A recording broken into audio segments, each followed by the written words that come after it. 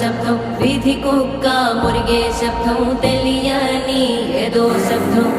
ఆమడంత దూరంలో పురిటి తల్లి మూల్గు శబ్దం, పలుకుతాడు తెంచుకున్న దూరంకే శబ్దం. పాకలోని మేకలన్నీ కకావికలైన శబ్దం.